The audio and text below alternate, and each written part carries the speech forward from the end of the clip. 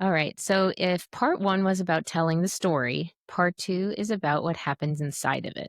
Because once the story belongs to folklore, no one gets a perfect ending. No clean resolution, no single truth, just different versions and the one that survives it. So I think something that comes up that's a common theme through these songs is like a doomed love, Oh, which is really more like a morbid way of looking at it. But there are just so many but it's true. examples of Yeah. love that just doesn't work out the way you want it to. Yeah. And a lot of the time, it's not one person's fault. Yeah, like two people bringing out the worst in each other. Because I think probably just in our life in general have seen when two people are just not suited for each other. It's not even that they don't work. It's just that there are pieces that They're at odds with eventually, each other. yeah, or you're like, why are these two together? It makes no sense. But then they always still end up together again. And you're like, why are they still together? Why are you doing this to yourself? Yeah, why are we doing that? And everyone around you. There's another kind of story and we see in folklore that's not really about blame Mm, or guilt, but about sort of this inevitability, right? yeah, Of like, okay, we know where this is kind of going. We're seeing that maybe we're not the best for each other, right. but we're going to do it anyway. It's doomed from Right. it's doomed from the start. Yeah. Hmm. And for whatever reason, sometimes you just do it anyway. Yeah. Yeah. Yeah. It's true. You let it play out. Yeah, and you know that the situation's impossible, but it's still that's what love is though. It's like this Yeah. impossible force to fight sometimes. It like drowns out those The negative. thoughts of, Yeah. this isn't going to work. Exactly. Like the one to me is a perfect example of this kind of thing, right? Almost. The Like, almost. yeah. What Yeah. could be? And I think everyone can kind of relate to this song, to be honest, where Yeah. they've had something or someone in their life where it's not even that you still want them, but you're like, oh, I wonder how this would have come out if we had done things different or how, Yeah. Made a different choice. right. And gone down a different path. Or even met each other at different times or, because I think some people are meant for you, but just not, sometimes the timing doesn't work out. Yeah. Right. I sort of picture what you talked about with invisible string and how instead of Mhm. it being a singular string, Yeah. It's like this web of strings. yeah. Yeah. Yeah. And so sometimes you take that different path and you don't meet the one quote Right. at the right time. Yeah. Yeah. I think that's why I have personally, maybe this is a hot take, I don't know, but I have a hard time with one soulmate because I know that is what a soulmate is, but I have a hard time with it because if the timing isn't right, it's not your soulmate.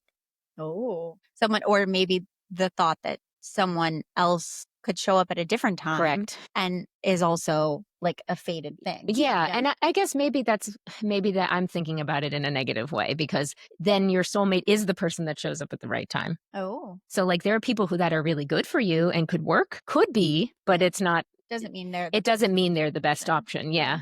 And like we're both married. I think we know like it took us a while to figure out that was the person. I mean, I met my husband as a teenager. Yeah. So You don't think about it being that serious at that age, I guess is what I meant. Yeah. of things was we had some growing up to do. Yeah. Yeah. I mean, I met my husband when I was 22. So I think when you're that young, you think about forever and it's such a far off thing. I think it's a hard one to wrap your head around. And but yeah, like I love the idea of like the road not taken being like this kind of ghost that lingers in your house, like your mind, right? Oh. So like the choice you think about. Yeah, like the choice that you didn't make. And it's not always a sad thing. It's just we didn't, this didn't work. So I wonder what would have happened. I think we all think about those things. Yeah. So, or you could have something that just is not what you want, period. and it's messy and it's a champagne problem. A champagne problem. Yeah, exactly. Okay, you just kind of have to shrug and be like, champagne problems. I now understand the love for this song a little bit more because so I'm like, wow, I never thought of it from that perspective because it's not my experience, Right. But like she's just like, oh no, this is not it. And she's not even the villain. She's just like, I think this is just not for me. Like, she's the villain in his eyes maybe, but not in the situation. Like there's a reason that she's not happy and that she wants to go, right? It's not fitting what she wants. Yeah. Yeah. That's it. It's one of those things where like in folklore, marriage is seen as this like stability. Yeah. And then when you reject it, it becomes a problem, right? Or you Right. Yeah, it's a So society thing too. Like, yeah. oh, why are you're the one who ended it? What's wrong with you? Right. So it's Yeah. another play sort of on this narrative. Yeah. She's again sort of flipping the perspective Right. and giving us a different viewpoint. Right. I love that. Yeah, for sure. Yeah. And if you really want a totally different viewpoint, we have Cowboy Like Me. And I, again, didn't understand this song in the beginning. And now I have such a different outlook on it from having really dove into it. Yeah. I think it's such a good representation of people who maybe don't look at love in a traditional way. Love can be so many things to different people, right? Right. What your life before you fall in love influences that. Oh, and then that becomes like the baggage that you carry. Baggage for good or for worse. Yeah, for good or bad, not Yeah. necessarily bad. Not all baggage is bad. No, Your yeah. experiences It's just experience that you've been lead through. to, maybe choices that you make Yes. as you move forward in these situations. Yeah. So like in this sense, like I think of it being like you met your match, right? Like the first people I was like, oh my God, Samantha Jones and Richard. Oh my God. Like it's not that Oh yeah. she met her match with him She and did. then she fell in love and was like, oh shit. Like, no. oh man, like I found somebody who agrees with me on everything about marriage and now I love him and now I want to get married and I want these things. And she never wanted and them. she never did. Yeah, So never. it was like the ultimate trickster situation. Yeah, like where she's like, dang. she's like, Now oh, what do I do? now what? And Yeah. does she let herself open up to him in that way and like express that she wants to get married? Right, because Like, now she's ruined the that changes their similarity dynamic that they both originally got together because of. And because they were two very similar cowboys, right. if you will. And I that's like what I appreciate That's is that this song is like giving this light to somebody who maybe was wronged in the past or isn't comfortable with the idea of love and they fall in love anyway with somebody who's maybe in a similar situation. Yeah. And then it backfires on them again, so it's just a very cowboy-esque, like sad cowboy song, that's like, and I think it's an interesting take on it again, she just, again, another version of the same kind of story. Yeah. But it's the antithesis of love story. Yeah, Exactly. Yes, exactly. I mean, if love story is Romeo and Juliet, this is the complete opposite. This is Samantha Jones and Richard. Yeah. Oh my gosh. And I mean, another one, Illicit Affairs, which we were just listening to. And the song itself is just, it's beautiful. I have no understanding of the actual concept because I've never been in that situation. In that situation. For whatever reason, that song still manages to just gut me every time. That's never been a lived experience for me. No. And I don't know. I can't escape like the watery eyes listening to that song. I tear up. And that bridge, you sing that like you're saying it with your whole chest. The whole chest. Yeah. It's and again, have I ever been in that situation? No, but the way she describes feeling like I am not being seen the way that I want to be, I think every woman and other people too, but especially women have felt that so many times. Yeah, like don't label me. Again, mad woman. She is knowing in this. Don't put me in a box. Like, don't put me in this, like, you've already figured me out. Like, that's not. Because you haven't. You haven't even talked to me about it. I'm sure that's what happened because that's what happens. Why don't we have a conversation about it? Maybe then we'll fix our own problems. Illicit Affairs is truly a classic folktale. Yeah. Secret meanings, stolen moments, love that exists in the shadows. Yeah. And folklore is clear about how that works. When you love, like when you hide love, it doesn't survive. Like it usually is just, that's doomed from the start. Again, closeted love is it's doomed. Never going to work because there's a reason it's in the closet. Yeah. It doesn't have a place to live outside of it. Yeah, exactly. Right on. Yeah. Okay. Hoax is just devastating. These two, for me, Illicit Affairs and Hoax are hard ones. Yeah. Again, not because they're personally relatable, but because they hit a place with me. Yeah, for sure. I mean, this is like just acknowledging that I'm broken from this situation. Yeah.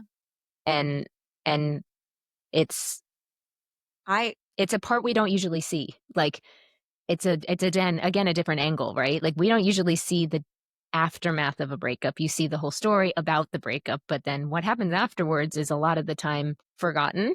Yeah.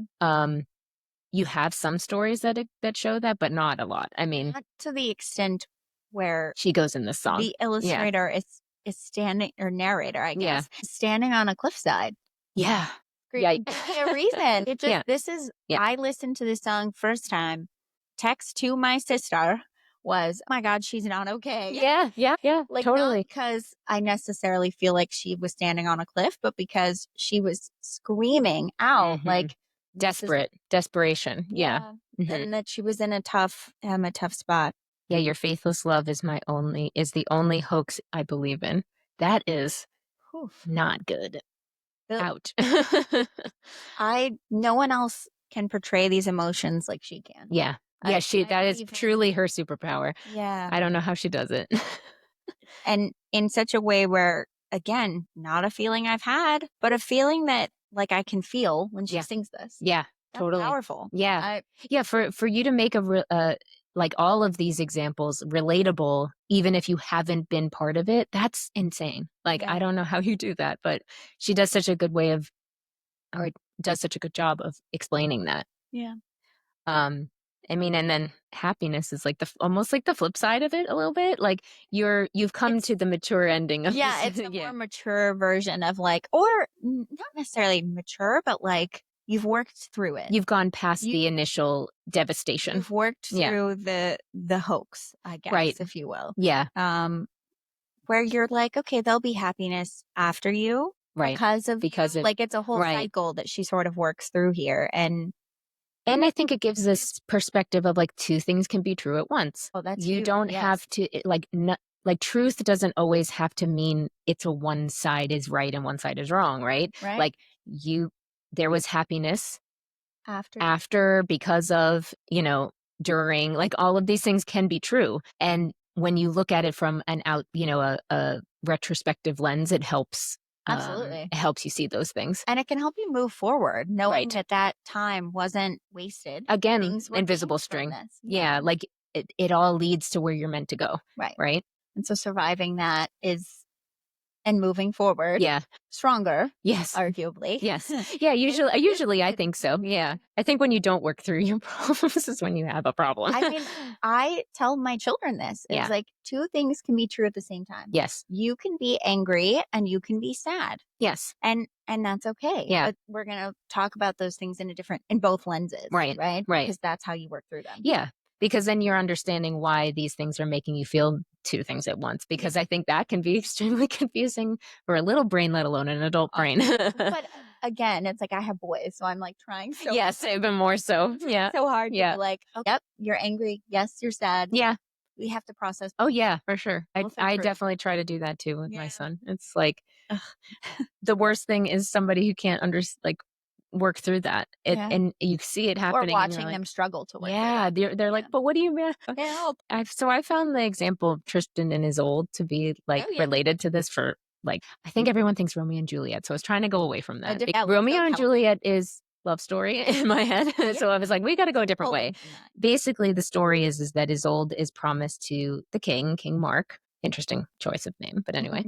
And Tristan is sent to bring her to the king. And he's like the loyal, trusted, does everything the right way. And on the journey there, they accidentally drink a love potion because, as you do. Accidentally. Yep. And they fall in love, right? And by the time they get to the king, for her to get married to him, it's already too late. Like they've had it. They're smitten with each other. It's over, right? So they hide it. They try to keep it a secret. Again, as we know, that doesn't go well in folklore. And because of this, it's like it isn't real because the world never gets to see it, which I don't always think is like the world seeing it doesn't make it real. The feelings make it real, but it never gets to live its full life because the world never gets to see it. It's dual faceted, right? Like, yeah. Again, two things can be happening at the same time. That need to happen here. Yeah.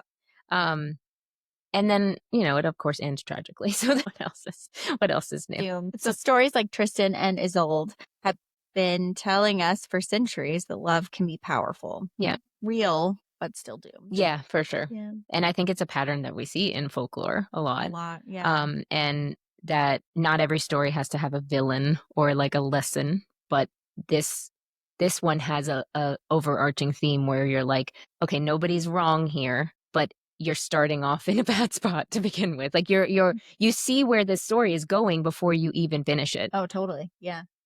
Which I think a lot of other folklore stories you can't. It's like you can see they're setting up, okay, this is where these two people are not meant to be together. Oh, okay. Well, that's not great. And then you go through the story and you see that it's not getting better, where like I think a lot of other stories you're like, oh, so this is getting better or this is changing or, this is going well. And not even that it has to end well every time, but like love stories, I think we all want to end well. And it's usually what we're given. Right. Too. So that's usually what people share and tell. And the stories they write are usually the ones like the fairy tales that go well. Yeah. Yeah. Folklore allows the idea that not every love story is supposed to win. Yeah. As hard as it might be, it's the truth. And I think Taylor does a good job not trying to fix that idea. No, she's just giving a different perspective, I think. Yeah, she doesn't try to rewrite a happy ending. She doesn't try to resolve it. She leaves it that way. Yeah. And the narrative she tells is often one that's underserved, underheard. Yeah. Yeah. I mean, and she does it in her earlier work where she talks about a villain or, her villain arcs and, things like that. And I love that in this case, because she did a departure from her usual storytelling, it reflects that too, because she leaves things without a resolution. She does. And a lot of her other stuff, like even Love Story, there's a full arc there, beginning to end, happy ending, moving on. Yeah. But like in some of these songs we just talked about, you don't have that at all. No. It just ends. And you're like, okay, now what? And maybe that's why they're so devastating. Yeah. Because we're just left with nothing afterwards. Definitely. We're left with our own brain of like, what do we think about this? Which is, she gave these songs to us. Yeah, exactly. I think that's the whole point. Mm-hmm. Okay. So another thing that folklore loves is a love triangle. And we could not talk about the love triangle. Yeah. I mean, I think that is like, first of all, one of the coolest things about this album. Yeah. I was like, wow, I didn't realize, again, Swiftie lore. It's just amazing. Like, I'm like, wow, who came up with this? I love it. She did, of course. Yeah. Brilliant. It's really good for my Gemini brain. There's a lot of stuff happening here. Oh my gosh. And for me, I'm like, my Virgo brain doesn't like it. No, there's too much to organize. Get your shit together. Yeah. Oh my gosh. Yeah. I love all the information. I'm like, give it all to me. Meanwhile, I immediately am like, James, you're an idiot. Yeah. Like, I'm over you already and I haven't finished Betty. Yeah. Yeah.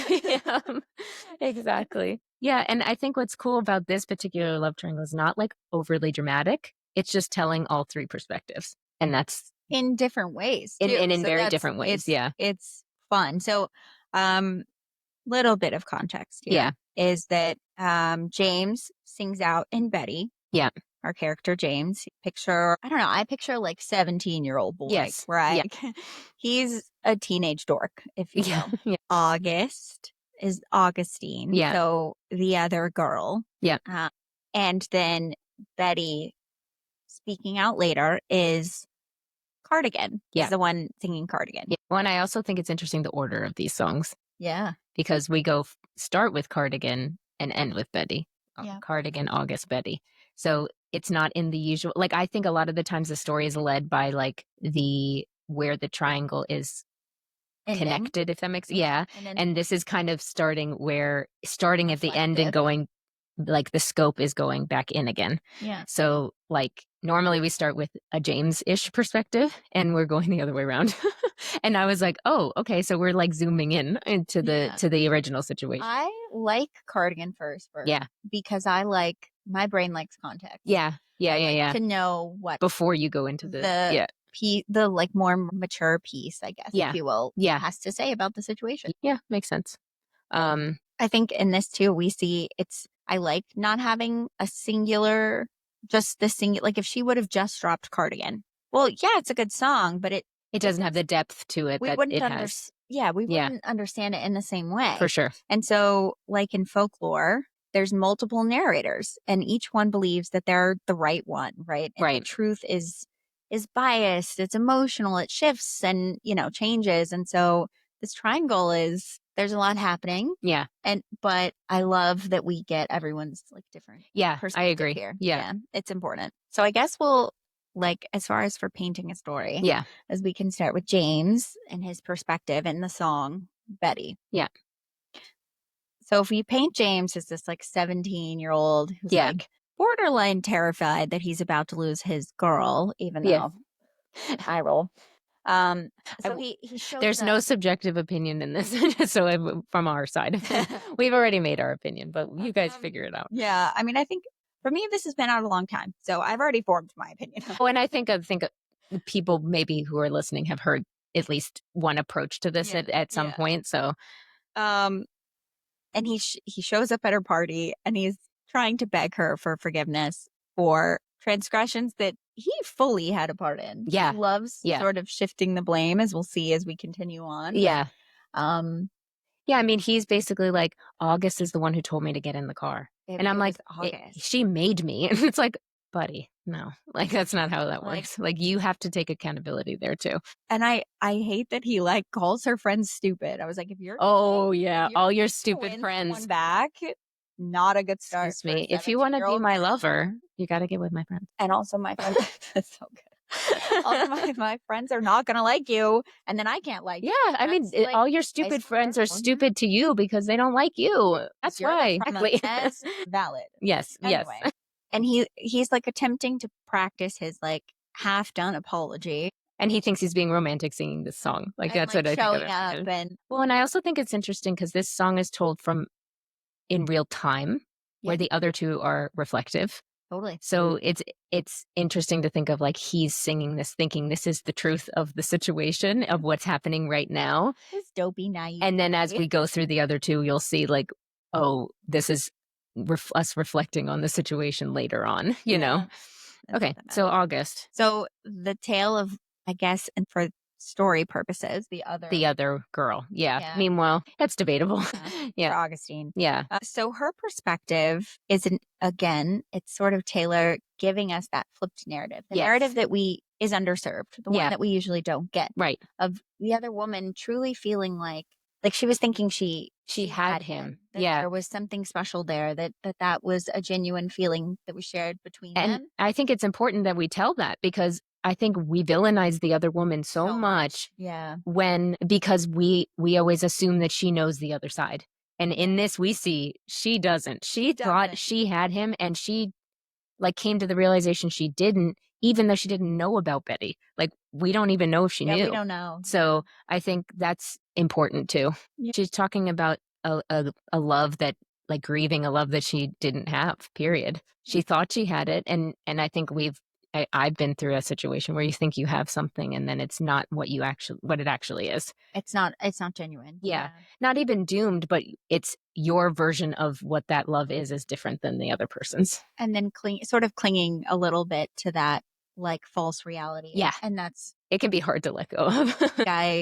This is a perspective that typically I would be like, well, you see how genuine it is. Telling it in such a way that I feel like this is Augustine's genuine perception. Yeah, like this is her tragedy, and she's telling it like she's the main character of it. It's not. It's her version of that side of the story. So while Betty has every right to feel like the victim in this, and I also like that they're not blaming each other. No, they're not. They're blaming him. Yeah. Like indirectly, but like he's the one that's doing them wrong, both of them in different ways. Right. So cardigan in general, right, is used in these three songs as sort of the item, or two songs really. Yeah. The item that is like picked up, put down, like dispensable. It's treated like it's dispensable. Right. Yeah. And I think we see it used as like a Band-Aid, like to pretend like everything's okay. Yeah. Cover up, if you will. Yes. That's literal cover up. The literal cardigan, everyone. The comfort item. Yeah. And so when we see her saying, felt like I was an old cardigan. Yeah. Just tossed under someone's bed. You know, she's really. And then when it's convenient for you, you put it on and say, I'm your favorite. I'm your favorite. Right. again, that's a feeling. Which is how James was treating her. James was like, I'm going to go away for the summer. I'm going to put the cardigan away because I don't need it right now because it's hot. And now when I come back in the fall, I'm wanting to put it back on again. Yeah. Because you're my favorite cardigan. And does she let him?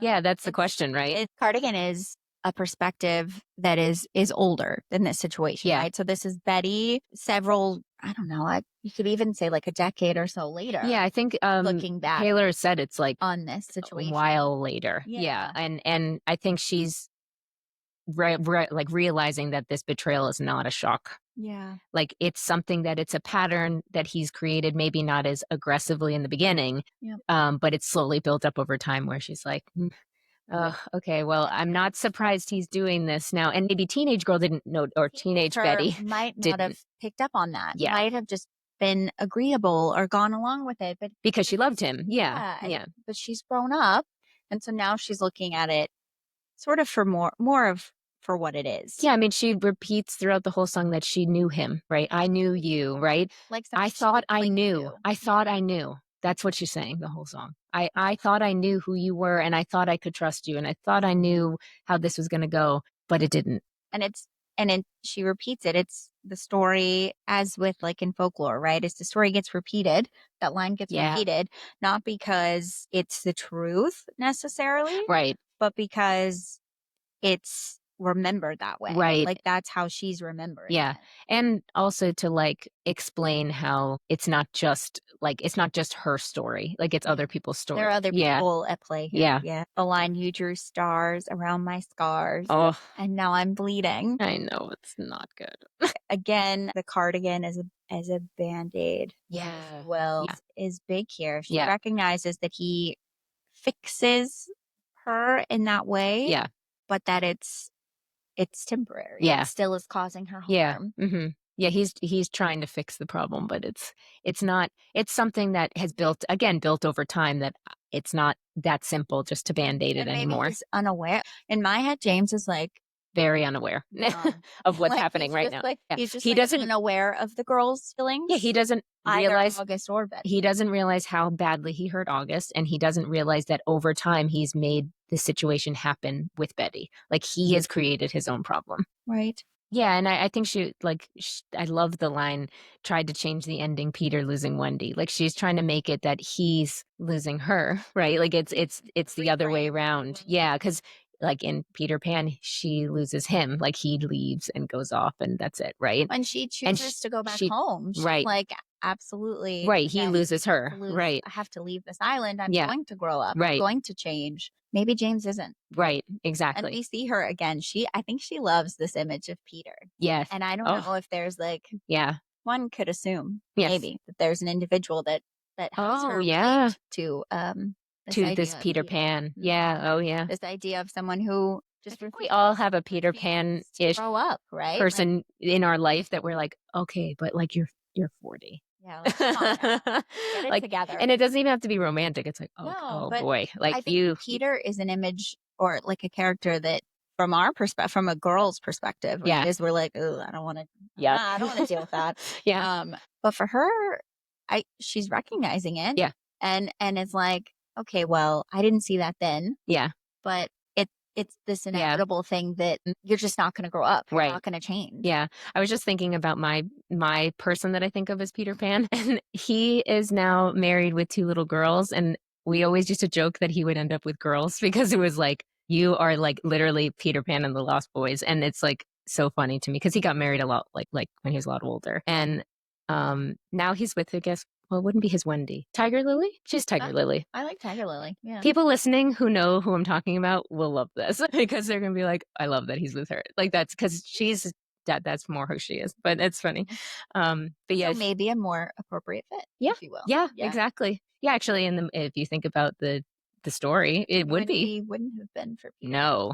Wendy's way too like uptight for Peter, to be honest. I think that's like, again, another, or even Tinkerbell, right? Like a love triangle in itself. Tinkerbell's so dramatic. I love her. So extra. Yeah.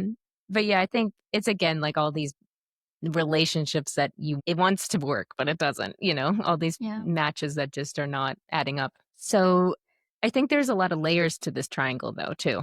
Like you can add to it. It's not just the three, like the three main songs are the established triangle, but I think we can throw a few in there that add to it. We can. I think my brain had a hard time with this at first. Yeah. Because I'm like, this is messy. Yeah. Well, it is. I mean, that's the whole thing is like, first of all, love triangle, so messy. Never want to be part of those ever. No. And just love is messy. Yeah. Folklore is messy. Absolutely. Yeah. I guess where I picture just going first, because it's like, I think people can relate to this, especially like, so say you go off to college. Yeah. And you come home for a winter break. Yes. And guess who's still at home? Yeah. James. Right. Right. Or an old flame, right? Yeah. Yes. I think in 'Tis the Damn Season. Yes. I think we see August. Yeah. Coming home. Right. Yeah. And maybe it's not even August herself, but it's like this same idea of this girl who's already been in a situation with a guy. And now she's coming back and she's like to home after being away from the situation and from him. And is like, oh, well, you know what? You're here. Right. So it's convenient and maybe I will. It will be fun. Here. It's familiar. We're like, it's comfortable. Yeah. So it's like the same story, but also different stages of life and different perspective. Yeah. So I think they relate for sure. Like I could see this being like, if this, say, the original August song happens when they're like late teens.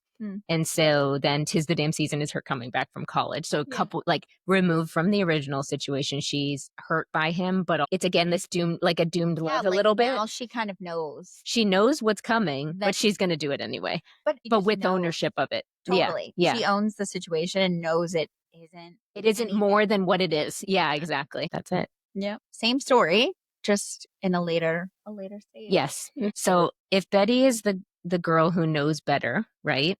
Then Gold Rush is like this idea of the girl everybody wants, right? And I think maybe not from Betty's perspective in this situation, but she's like, I think of like, not the cheerleader, but like the girl that everyone loves. And Betty, like, it's this. In this, Betty could be seen as more of the center of the story. Yeah. The opposite end of it. Yeah. Right.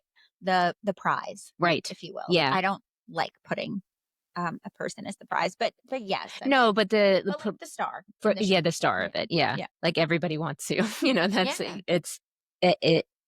Yeah. Because I think the prize in the love triangle is honestly really the most or least understood person in that love triangle. Right. So while we do hear from, like, normally in the love triangle situation, you hear from the James because he's the one who's the wrong one, right? And then you hear from the quote unquote other woman, the villainized one. Right. And then you don't usually hear Betty's perspective.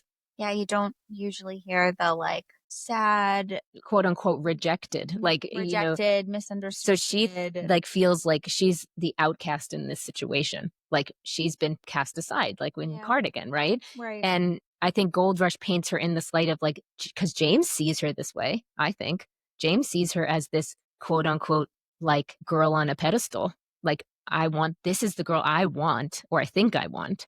Yeah. Like she is a prize in the sense of not to be won, but like a someone who you think you want. You know what I mean? I mean, and I think arguably is that they end up together. I think that's what Taylor says. So we have to go with her. Yeah. They do. I think they end up together. But I think maybe it isn't great. Yeah. Like it still isn't what's best. Yeah. I think too, like this desired version of her, right, from James's perspective, like it strips her of complexity. Like you don't get this he doesn't look at her as a complex figure, her like full picture, right? He sees this shiny outside, right? And she is shiny on the outside, but she also has feelings, like, and again, he's not seeing that what he does to her, right, his behavior affecting her. Again, the accountability is just not there with James. But I think you're right. I think she is, even at the end of the Cardigan song, she's telling how she feels about the situation from an outside version of the story. And it doesn't sound like they're not together. Like it sounds like this is me thinking about a part in our life that wasn't great, I think so. I think it's... So if they were together, as they move forward. as they move forward, there is an idea, or at least, I mean, I think in my head that this does work. I don't like it, but Yeah. where Betty and James end up together, and it's tumultuous. It's still this bad back and forth, like hurting, but maybe Betty starts to hurt him too. Yeah. And so I think we can bring in illicit affairs, yes, and tolerate it into this narrative. I think so. I think that maybe they do grow up, and whether they're married or not, maybe they end up together, and it's like I think they end up together, and then like Betty's tolerating it for lack of a better way, right? She's seeing similar patterns. Maybe he's not cheating on her, but just this pattern of like she's not enough for him. Like there's it's always sometimes she's his favorite cardigan, and other times it's just not worth the effort, and again, it's terrible, but it's just, and she's trying, and she's trying. It's just, I mean, she's putting up with it, and she still isn't feeling seen or heard, or, I mean, I think anyone who has seen or went to the Eras tour remembers the Tolerated set. Yeah. Of her crawling across this table, like begging for him to sort of wake up. like, hey, I'm here too. I'm trying really hard here. Like, can you try too? Or like, give me something here, because I don't, she doesn't understand. Right. Yeah. So like illicit affairs is her cheating on James. I think that's what it is. Ooh. Like, I think, or maybe it's not even an actual affair, but an emotional affair. Emotional affair. Yeah. I take it as an emotional affair, because I think she's looking for the validation outside of her marriage. And we see that in Cardigan. We see that in Tolerate It. Like, she so wants to be valued in that way. Yeah. And it just isn't happening with James. She wants to be Gold Rush, and she's not being treated that way. James is so immature that I just, like, even I think as he grows up, too, I think that like mentality with him stays. Yeah. He never grows up. Well, Peter. Yeah. So I think that side of that story doesn't get told as often. And I think the like reflecting on it from a long time later gives you such perspective, right? Yeah. And I feel like in Coney Island, you get that almost with both of them. Oh, actually, it's sort of that like a regret narrative. Yeah. They're able to look back and be like, sorry for not treating you as like the main character. Yeah, like, and it's almost like it's Betty and James sitting and having a conversation about it. Like we now are looking back on it and like realizing that this was not great. Yeah, it's too late now. Yeah. It's done. Yeah. And maybe this is again after the illicit affair, right? Yeah, maybe. But he finally decides it's enough. Yeah, and I think this is where they finally part ways. Yeah. Because now they've both come to the terms with it. Yeah. And I think maybe it's the reason it lasted as long as it did is because James couldn't recognize that. Like, I think she's known this for a long time that it's probably not working so hot. Like, but she was, we're seeing, and I think a lot of women probably can relate to that. Is that we can sit for it, like our attention on a relationship can stay for a lot longer. It's biological. Right. We pick somebody and that's it. Yes, exactly. Whereas men can jump around with their feelings. Like, it's a lot easier for them when it comes feelings in the sense of like wanting somebody else. Yeah. That's sad, but it's the truth. It's just true. Again, biology, right? And yeah, I think again, like you were saying, we should have known this isn't going to be, the way we wanted it to. And this whole triangle is like nobody's wrong. Yeah. Necessarily. I think we think James is wrong, but you could objectively say James is just a teenage boy being stupid, like, and not making excuses for him. But nothing ever changes with him, right? Like, I think that he becomes a pattern, right? That the girls eventually, or they see it eventually. Yeah. Maybe August faster than Betty, unfortunately. Yeah. And maybe because she's the other woman in it, it was easier for her to see. Yeah. Like, she saw it because it ended quicker. Like, he ended it because he left. So she's like, oh, okay, I guess this isn't what I thought it was. Whereas with Betty, she never, like, they're always in the same vicinity, or that's the feeling I get. Right. And that it's harder to leave the situation when you feel like you're so in it, like, all the time. Like, if you are growing up in a town and you're at the same high school and, the same it's very hard to leave that comfortable zone, even if it's uncomfortable. Yeah. Yeah. I think And this is super similar to how folklore is structured, right? Like with no singular truths, like more so providing the perspectives of things. And so what we see in a lot of our folklore in particular is like, who is remembered as the villain? Yeah. Is it the girl who left, the girl who stayed, the boy who told us all about it, right? Yeah.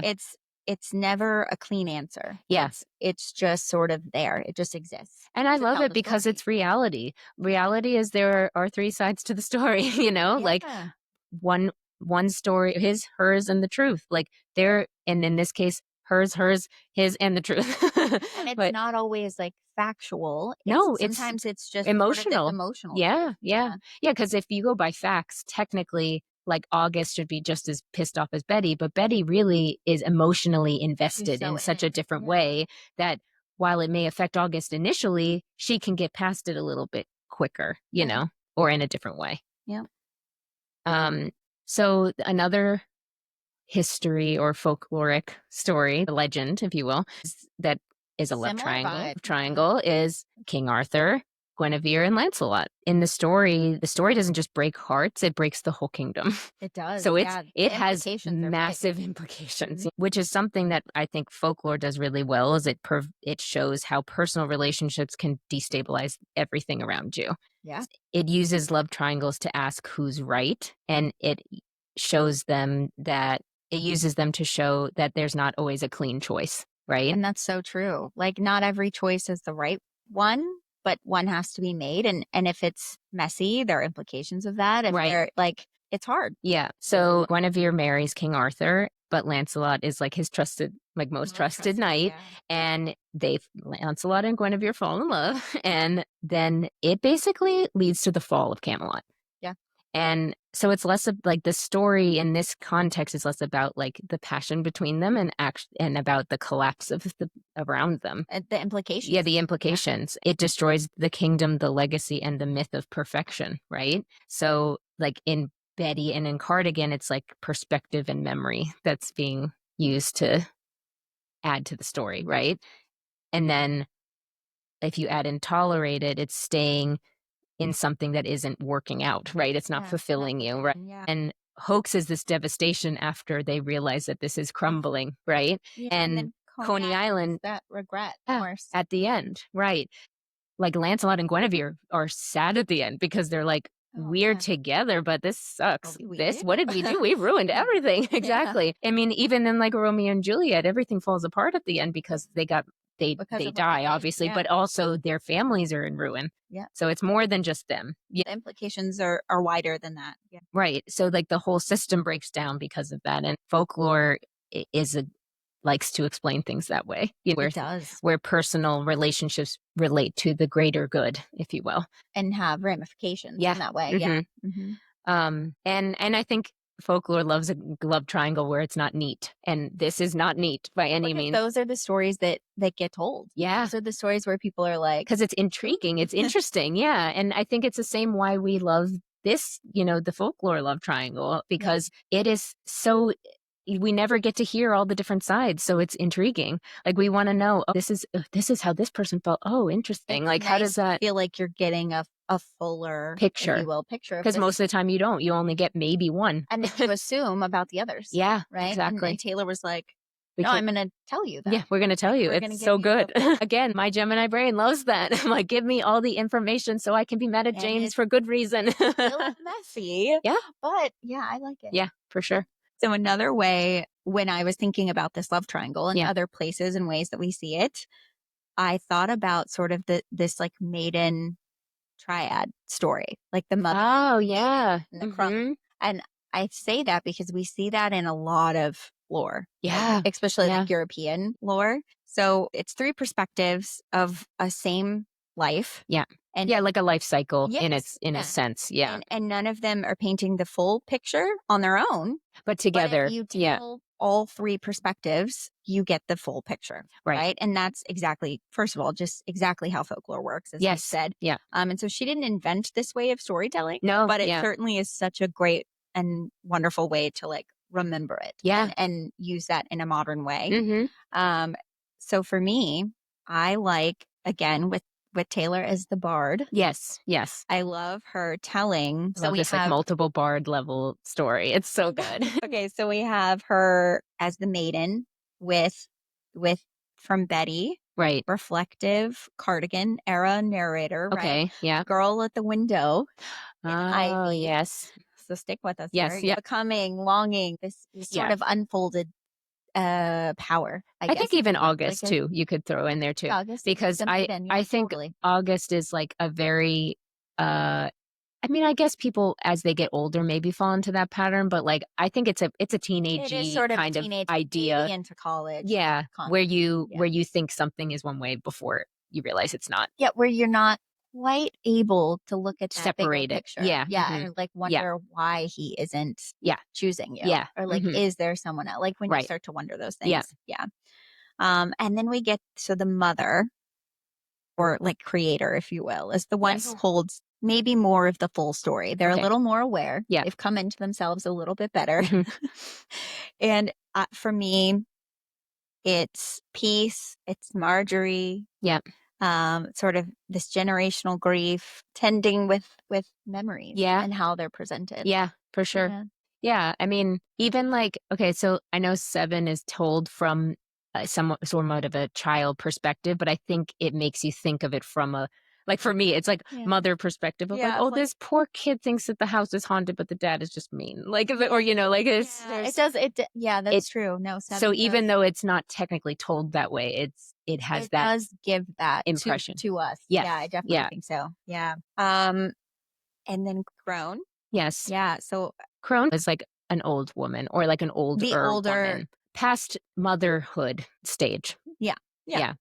Not to be like medical about it, but like after menopause. So it's not necessarily old. It's just not a womanhood, quote unquote, womanhood, and like motherhood, your childbearing years. Yes, if you want to be patriarchal about it, but yes, no, it's just the facts. Yeah. So she, where did you go with that? So I went Last Great American Dynasty. Oh, love. Yes. Yeah. And Mad Woman. Yeah. Like kind of this, not to be like that person, but like kind of a witch, one who's like condoned, backed into a corner, misunderstood. Yeah.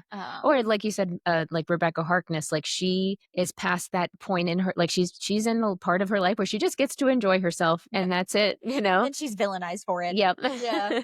No, it's for sure. It's the one who has awareness. Yeah. The one who has finally they have their wise. That middle. Yeah. And is able to be fully self-aware. Yeah. And use her experience to then to learn from it. Aid not only others, but herself. No, I really love that for sure. I think that this Maiden Mother Crone could be something that we go into maybe soon, because I think that it is it's something that comes up so often when we're talking about women in general. And then in mythology and folklore too. And I love what Taylor's doing here, what we see in both these albums. Yeah. She's flipping the narrative. Yeah. I think it would be fun for us to take that sort of role with. Oh, yes. I think so too. We can be Taylor. And sort of let the other stories be told too. Yeah. Because I think what we see with a lot of these stories is it's often shared through a male perspective. Yes. So this Maiden Mother Crone, like the Crone is often the villainized one. Yeah. The Mad Woman. Again, the one that knows. So like maybe we can, talk things in that way. Yeah, I think so too. So I think something that obviously, I know we've hinted at this, but is that Taylor Swift does very well across all 34 of these songs. Oh my God, 34 songs. Okay, yeah. Yeah. Well, and then do we count Long Pond Studio? Oh my gosh, yeah. Well, is exactly what our storytellers have done in folklore. Through masterful storytelling and introspective lyricism, she invites listeners to reflect on their own memories of growth, betrayal, resilience. They're not her memories. They're the memories of the collective. It's a collective memory. And that's the bard's oldest gift, making you feel that your story was always worth singing and telling. Yeah, for sure. And if you step back and look at these stories all together, the witch, the legend, the girl who's waiting, the woman who leaves, the love that fails, and the voice that questions everything, they're not separate. They're all the same woman, or could be the same woman, right? And they also could all be something that women can relate to. And like we were saying at the beginning of all of this is that with folklore, there's always sort of a foundation of truth. It might come from varying perspectives, but there are pieces of this that are very true. And that's what makes these albums feel different. She's not positioning herself as the myth. She's stepping into the role folklore usually assigns to everyone else. And then she chooses how it's told with these varying perspectives. Folklore doesn't just tell us stories about women. It shows us what happens to the women in the stories and how they're remembered, how they're misunderstood, how they're rewritten. And instead of trying to control the narrative from the outside, Taylor's stepping inside the narrative and telling it from their side. Yeah. She fragments it and gives it multiple voices and lets it stay unresolved. Yeah, she leaves things mostly messy. Yeah, and when a woman becomes the story, she becomes a risk of being reduced to a version of herself. She is the storyteller, then becomes like she gets to tell the story that she wants to tell, like this is the one that survived. The version that is told. Yeah, that is carried down. Yeah. Oh my gosh. So maybe the real question isn't which version of the story is true. Mm-hmm. It's who got to tell it and who finally took sort of that power of the narrative back. Right? Who takes that ownership back. Yeah. Because in these albums, she doesn't just write the story. She, the bard, gets to decide who's remembered and how they're remembered. Yeah, and I mean, in an age of social media myth-making, if you will, and public takedowns and celebrity archetypes, choosing ambiguity is radical. It is. Choosing to layer storytelling over branding is radical. Choosing to tell stories that aren't the center of yourself is the complete opposite of what modern celebrity does. Yeah. Even from her own, like a departure from her own self. So her choosing to write these albums the way they did is why they're so important to listen to. Absolutely. It's ancient power in modern form. Oh man. So it's so great for us and exploring folklore and all these stories. Remembered. Yeah, I think it's her taking this ancient way of telling story and making it in a way that modern ears can listen to it, understand it, and digest like difficult topics is so mastermind. Like that's all I have to say. And she makes them relatable too. Yeah. Like I said, there is a mastermind. There are so many of these songs that I'm like, I've never experienced that, but I get it. But here I am crying. Why? Yep. Why is this happening to me? Taylor. Yeah, exactly. But send her my therapy bill. Honestly. She is the therapist also. That role too. So I guess what is our question for the viewers? What do we think? What's your favorite song? Or what angle in the triangle is still underserved? Like what piece do you feel like we're missing? Yeah. Or would you like to hear more about, or, like is there a deep dive that you would appreciate us doing? Yeah. Because we have it. There's more. The problem is time, not necessarily lack of things to talk about. And if there's other albums that you feel like maybe relate to folklore or mythology or legend or something to that, or you would like our perspective on one of the albums, I think we would love to continue this. I think this is really fun. But we would love other people's input too. Yeah. I mean, we definitely tried to be as concise as we could here, but if there are things that warrant or that you guys feel warrant more attention, we can totally go into more. Yeah, for sure. It's here. We're just, do you have 3 hours? Yeah, I mean, I don't know. We could have kept going, guys. This is like concise, but but yeah, you guys let us know what you think. And till next week. Bye. Bye. Next time on Goddess Behavior. Why do powerful women in mythology keep showing up in threes? 3 witches, 3 sisters, 3 goddesses controlling fate, war, and the world itself. We're unpacking the triple goddess, the witches, war goddesses, and fate weavers who ruled mythology. And why the versions we talk about today might need a modern rewrite. If you enjoyed this episode, please follow Goddess Behavior and leave a review. It helps other legendary mortals find us. Questions are always welcome. No oracle required. Stay bold. Stay curious. That's Goddess Behavior.